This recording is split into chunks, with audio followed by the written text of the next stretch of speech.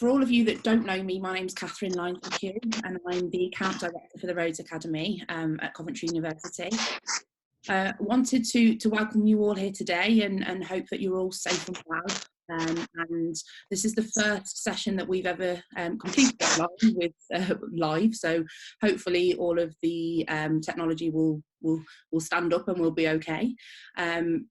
So what we wanted to do today was just really continue to engage with you, because we're conscious, obviously, these are quite strange times for everybody, and we want to make sure that we stay engaged with you, but also give you some support in terms of ways in which you can continue on your journey, your leadership journey. So we've got Adam Leyland, who's going to talk to you about leadership and management during crisis, with support around your work and life. One, looking at work-life balance, but also then mechanisms and things that we've got available for you to support you through this journey. So welcome again, and if I can pass you over to Adam Leyland, who will take you through the session. So Adam, over to you. Thank you, Catherine. Good morning, everybody. I hope everybody is keeping safe and well in your homes, most likely, or if you're travelling about, I hope you do remain safe during that. What I wanted to talk to you about this morning is about leadership and management during crisis, obviously quite pertinent to what we're going through at the moment. And this is something, so not only have I taught and researched academically, it's part of my old job being in the NHS, dealing with crisis all the time, both at regional and national level as well. And during a crisis, what we often do is look up.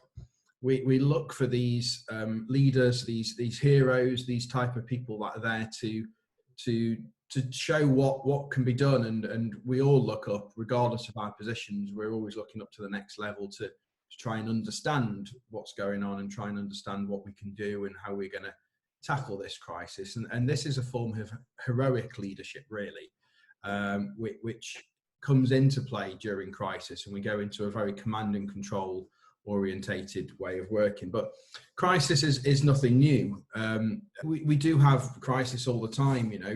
As I said, the gunpowder plot, 1605. We've had bombings in the UK, the Lee Rigby murder in 2013, more recently up to the London Bridge attack. And also, when we think about viruses, we've had numerous viruses over the years in different parts of the world, which again require a crisis response, from the Spanish flu over 100 years ago, Ebola only 4 or 5 years ago, and obviously now with COVID-19 as well. So we can trace all of these crises back. And one of the questions we need to ask ourselves is, are we adequately prepared? Just from a very quick snapshot there, you can see that they are quite a normal occurrence.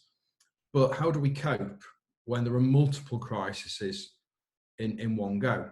And what stops us as humans dealing with one crisis before the next? And what we really need to think about is what's the problem with each of these? How do we make sure we learn from it so that when it happens again, that we're more prepared than what we ever have been? And so what we need to do is we need to practice skills so that it becomes second nature. And we do this through our day-to-day interactions as leaders and managers. It shouldn't really make a difference if we're transitioning into crisis mode or if we are acting as our normal way as a leader and a manager. And then what happens during crisis, those skill sets that we've got really get heightened and demonstrate themselves in a much more solid manner. And people obviously then respect that and trust you as a leader and a manager. And through ourselves, through the knowledge, the experience, the ability that we've got, we practice leadership and management in loads of different ways. And sometimes we seldom recognize that we're being a leader or acting in a managerial way. It can just become that second nature from a day-to-day basis. But we need to make sure there's some simple tips and techniques, which I'll go through with you shortly, which you can practice in everyday life, which will help during any crisis that comes along. One of those is about simple communication and making sure that there's a structured way of how we communicate all the time, because when the crisis hits, people are understanding what information is going to be given to them. So there's two different formats that I've got here for you. There's the IMARCH and the SBAR. So the IMARCH takes in the information. So what has happened? What has caused this? What's going on? What is your intent overall? And this is around what's the organisational's intent, what is your personal intent with your team, what's your goal overall with why you're communicating and what's going on based on the information. Your method is the way of how you're going to deal with it.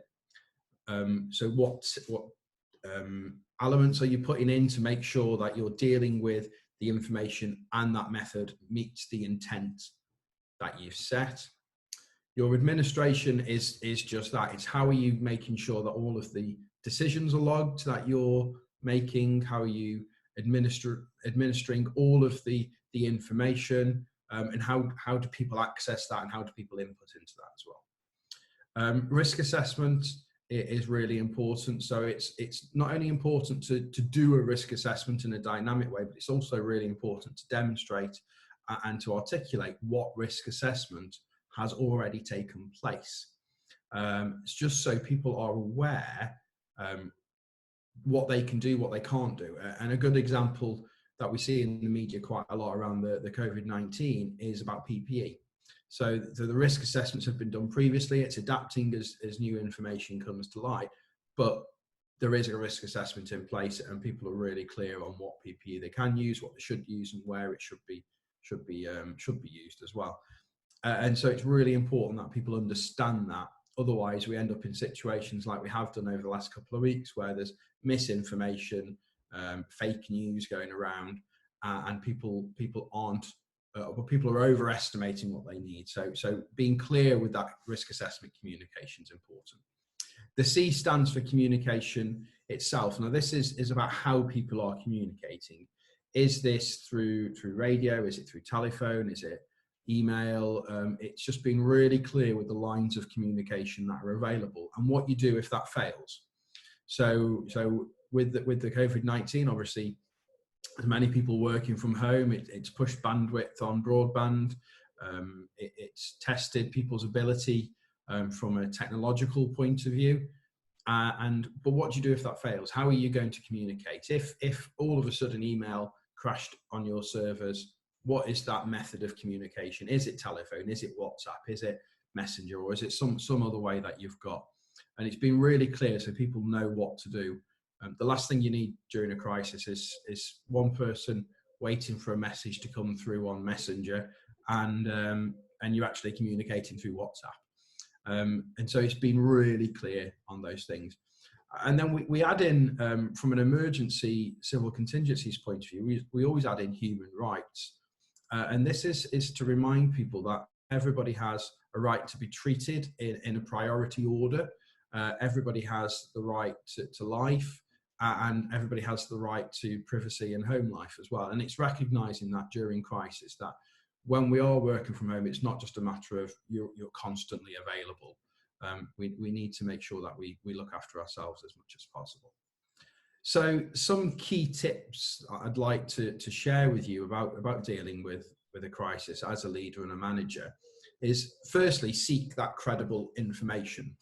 Avoid that fake news that exists. Information is really powerful because what it can do is it can reduce our emotional distress caused by what's unknown. It can diminish fear. It can also invoke fear in the wrong ways. It can provide some tactical guidance. So when we think about the current crisis and the way that we've managed that, who'd have thought that we'd all be pushed to work from home by the government? And that is a tactical guidance. That is, I think that the latest phrase was, this isn't a request, it's an instruction. And we get that from the information. And also what that does is it demonstrates across to your teams that you're on top of the situation, you're on top of the latest information, you are credible in what you are saying to them. And it demonstrates that you're concerned, that you've got a concern for what's going on with the crisis, that you're involved with it, and that you're knowledgeable on the topic as well. And it's really, really vital that we share the information that we get as well. and don't ever assume that everyone's received it, and don't assume that if they have received it, that they understand it. And so it's vital that we do the review, repeat, reinforce element as well. And when we're in crisis, time is really compressed. And because of that, it presents an immense pressure to act quickly. And sometimes we do have to begin tackling a problem before we've even got a solid grasp of what's happening. And we've seen that very recently. And thinking about the way that coronavirus, the research is showing us what's going on. We've got the air travel restricted very quickly, working from home, the essential workers element, and keeping 2 meters apart overall. And this is part of that crisis management and the time restraints that we get. And what we often need to really understand is people in an organization want to hear from their leaders during crisis. And when you as a leader appears calm, when you appear concerned, that you are knowledgeable, you're clearly in charge, it encourages the employees and the team to have a lot more confidence in you, and confidence in that things are under control and things will be fine. And there's loads of analogies we can use around that at the moment with COVID-19 as well. And it's vital that if you are in charge, that you do take charge. You be proactive and take initiative in what you need to do. And whilst remote operating is very difficult, it is vital that we are present, and that we're visible and available. And that's just by letting people know how they can reach you best. Is there statuses if you're using technology? Is there a way you can put available or busy, do not disturb, be right back type things, and use the technology that's available so people know how to contact you, but also know when not to contact you as well. And it's important that we dedicate resources for the future as well, a future crisis, because we need to be prepared. And we can often recognise that perhaps we weren't as prepared for a virus like's been happening in the UK at the moment as well. And this comes back to the conscious competence learning matrix. This current one source is from Hansen. And what this says is we go from a stage of unconscious incompetence to a state of unconscious competence. And if you imagine this is a bit like driving a car. So when you're a child in the car, you don't really know what's happening. You don't know how to drive. You just get put in the car and off you go. So you're in that unconscious incompetence state. As you grow up a little bit, you understand that getting in the car is going to grandma's or going to the shops, but you can't drive yourself. So you go into the conscious incompetence stage. So you're aware of what's happening. When we start to drive, we go into the conscious competence area. So it's thinking about back to when you first learned how to drive. You're thinking about mirror signal maneuver. You're thinking about your 10 to 2 on your hands, and you're changing your gears, and you're consciously thinking about it, but you're competent at doing it at the same time. And then after you've been driving a little while, you can often get into work in the morning perhaps and go, I don't even know how I got here. I just know I've got here. Because you're not thinking about what you're doing. It just becomes that second nature, as I mentioned earlier. And that's what practicing and allowing resources to prepare for crisis happens. So we go from a stage of perhaps awareness being a conscious incompetence as such, or conscious competence, going to unconscious competence where everybody is working much more streamlined and quicker in the way that we react. And it helps with those first bits of key tips that I mentioned as well. It's also vital during crisis that we keep the relationships going that we have within an organization.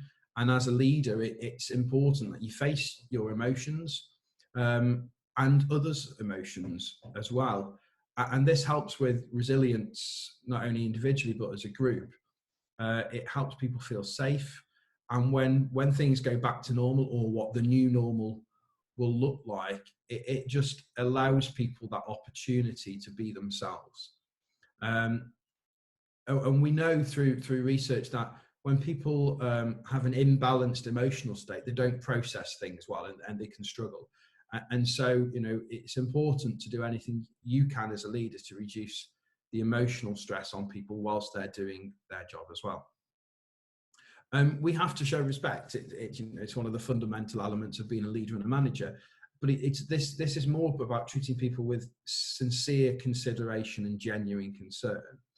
And you show this through paying attention, through the listening, and responding to what people are telling you, as well as considering what's also not being said. And it's a lot more difficult remotely to do that with teams or with people that you're distancing physically yourself from as well. You might not be able to see all of these usual signs, but it's important that you do have that consideration, that concern, and you're listening you're listening for the sake of listening. You're not listening to reply all the time. The other tip is about making connections. So drawing on that sense of loyalty, that courage that people have, and other principles that tie a crisis response with what's important to people. So it's vital that we make those connections from how are we dealing with this crisis to what our organisational intent is overall. And being positive as much as possible. A leader's attitude is contagious. And when leaders are dealers in hope, for example, it gives an upbeat, a can-do attitude, and people do want to keep going with that. But it's vitally important just to stay cool as well, and think today. Take one day or one crisis at a time throughout that day. Keep focused on the positive. So as much as possible, try and change those negative vibes and the negative thinking and the negative thoughts. And if you are talking positively and telling yourself you can do it, then you will get through this as a leader. It can be challenging with staff and teams, but I've always found through my 10 odd years as a senior manager that actually if I remain positive, it does become infectious overall. Get yourself grounded though as well. It's important you look after yourself. So take your 5-minute private breaks. Do any relaxation techniques that you have, deep breathing, meditation, going for a run, any other activities that help you to look after yourself and to just have that grounded approach as well. And be focused and prioritize in what you're doing. If you are having meetings, keep them as short as possible. Or try and get people to do something different whilst they are either potentially working remotely or in the office space as well. And just be more conscious about prioritizing your time and what's important for you to get done as a leader and as a manager. And during crisis, we say to only focus on the major issues, skip any secondary tasks that can wait a little bit longer, and you can come back to those overall. And it's important that we don't wait for somebody else to do it. We can act as a leader within a team and encouraging the team to do all of this as well. It's not all reliant on that heroic style. You don't have to do all of this. It's important that you encourage other people to do it as well. And one of my favorite quotes on leadership is from Eisenhower, where it's the art of getting somebody else to do something you want done because they want to do it. And I love that quote because that is what leadership's all about to me. And when we're in crisis management and crisis leadership, we often fall into a command and control function. And it can be very difficult to get out of that. And you must very quickly get back to being a transformational leader, or even where you can keep that transformational aspect during a crisis. And the command and control stuff will become second nature, but people will follow you and be more reactive if you're transformational in the way that you go about dealing with the crisis overall. So I hope that's give you a few little tips and ideas and things. We'll make sure these slides get sent out, and there's some extra resources that I've put on the final slide for you, but I will take some questions in a bit. These are some of the links that were on my last slide for everybody as well. And this is a government pilot which Coventry University has been leading on with the University of Warwick, the West Midlands Combined Authority, and Mind, the charity, the national charity. And this is our main website. And I just wanted to highlight to everybody that this week we've launched a Thrive at Home initiative. So there's Thrive at Home from an employer's perspective, and then Thrive at Home from a home worker's perspective. And there's resources being added to these all the time. So from the employer's toolkit, it might ask you to sign up. If it does, that's fine. You can sign up and you'll be added to our mailing list, and you can opt out if you don't want to receive the information as well. But it appears like my internet is going slow. There we go. We'll do the home workers one. And so this is to help people who are working from home and to look after themselves in a stronger way, and how to keep mentally well. We've got some little tips about what you can do, and then we've linked to some other resources which are available to support everybody whilst they're working at home. As I say, this is going to be added to over the next couple of days, and we've got some extra sections coming into this to support people in a much stronger way. And there is the employer's toolkit as well, which there we go, it's loaded now, which talks through different ways of musculoskeletal health, mental health, how we can help people, and in general, lifestyles and external risks to health. We got some of the latest advice about the coronavirus that you can click through on the links as well. But each of these open up and give you some more information. There you go, it's asking me to sign up again. The other site that we've got available for you is some online courses through our Future Learning Coventry University Online. Again, with the same branding of Thriving at Home. And so we've got 3 courses that are available, which you can do over 6 weeks or longer. They're not assessed. There's no credit associated with these. And these are the 3 courses that we've got. We've got work-life balance and the impact of remote working, motivation and engagement in an uncertain world, and managing mental health and stress. Currently, the first 2 of these are now live. The Managing Mental Health and Stress goes live next Monday. At the moment, the latest figures I had yesterday was that over 2,500 people have signed up to the first one alone. I haven't had the figures for the second one yet. So it's proving itself and being a really valuable resource for everybody to help them with their work-life balance and what remote working means. So please do have a look at that. It's free to join. And you can share that with anybody as well. It's not restricted. It's open to the world. So I hope that's helpful just on those 2 resources. But the links are available in the slides, which I'm sure will circulate as well. Otherwise, that's that, Catherine. Thank you ever so much. Thank you, obviously, to Adam for talking today. Really appreciate that.